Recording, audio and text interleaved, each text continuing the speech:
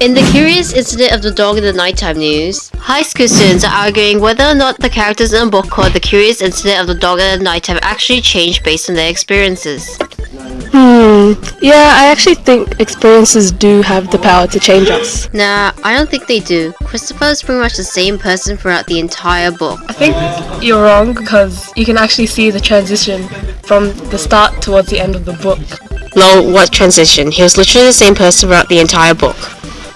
Actually, I think when you compare the statement where he says, I like timetables because I know when everything is going to happen, with what he says at the end, excuse me, and where he says, and I found my mother and I was brave and I wrote a book and that means I can do anything. So you can see here that even though in his first quote, he says that he likes to keep everything simple, like a timetable, so he knows that everything's going to happen.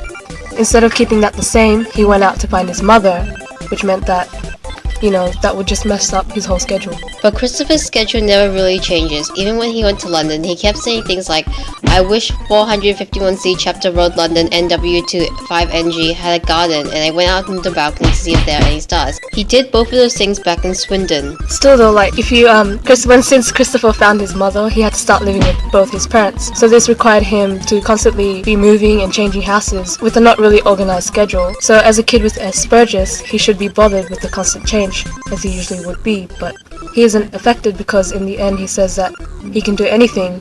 So this means that he could do anything, literally anything. So, a whole range of possibilities. But how do you know he's not bothered? He never says so himself. And plus the ending has a really and they lived happily ever after and everything went back to normal feel to it. It's almost like the author had intended for Christopher to repeat what he did in the beginning, so that the ending is like his schedule being fixed and the truth has been revealed. Okay, but what about when he talks about metaphors and he goes, I think it should be called a lie because a pig is not like a day and people do not have skeletons in the cupboard. You see here that he really dislikes metaphors because they don't mean what they actually mean and they have too many meanings to it. So after finding the truth about his dad killing Wellington, he makes a comparison saying that the mind is just a complicated machine. So this here is a metaphor. And you can see throughout the book he starts speaking metaphorically without realizing this. So he contradicts himself pretty much. But how do you know he's actually using metaphors? Maybe he literally believes that his mind is like a machine, because he did compare his mind to a DVD player once. Well, it can't be a simile because he doesn't use like or as, and he uses it as a figure of speech. But Christopher likes machines, so maybe he's biased when it comes to comparing his mind to them?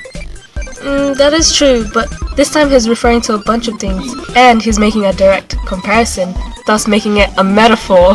Well, he is a metaphor for you. If our lives were TV shows, ours would be a series of episodes played day after day, while Christopher's would be the same episode played over and over again. He's just being repetitive. But since he's experienced new things like fear and shock because of his father, he was finding it hard to put into words his feelings, so instead he gives us illustrations through metaphors. So when he talks about the TV series How the Mind Works, he says that when people look at one point to another, they completely miss everything in between. So it was as if he was saying that he himself was blind to the whole situation, like he was missing everything in between. And as for the expression, the mind is just a complicated machine, this indeed is a metaphor because he couldn't comprehend his father's mind, even though it isn't a machine.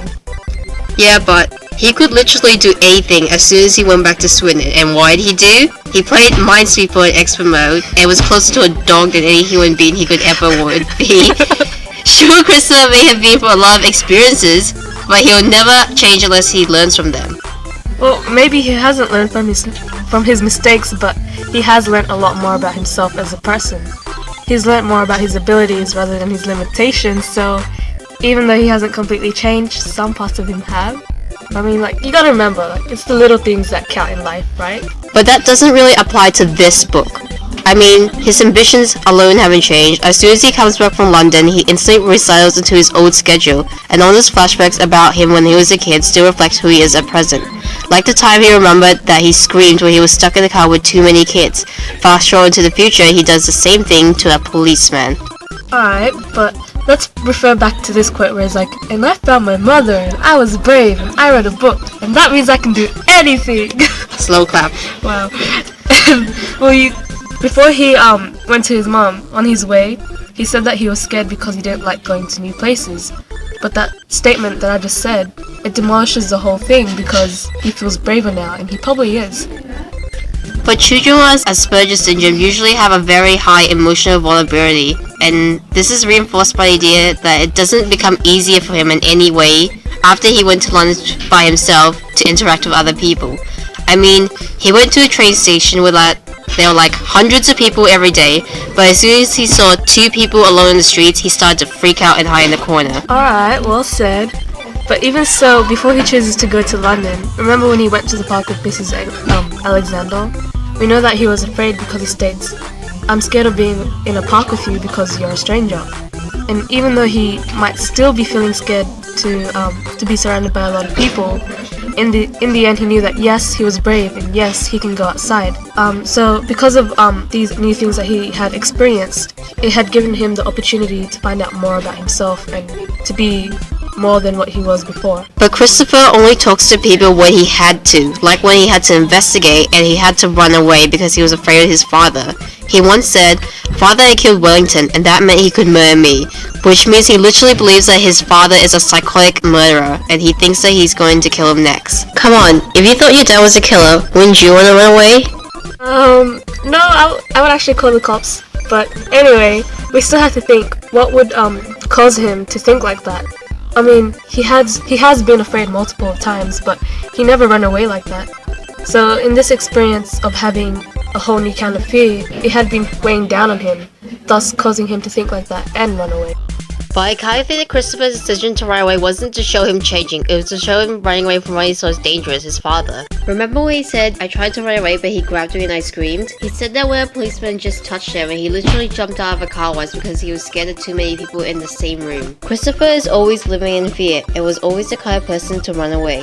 Don't you remember the experiment Miss did in class where she blindfolded us and made us touch things so we didn't know what they were? Yeah, but were you afraid? Did you do it? No, I didn't get to do it. Well, I did it. I wasn't really afraid.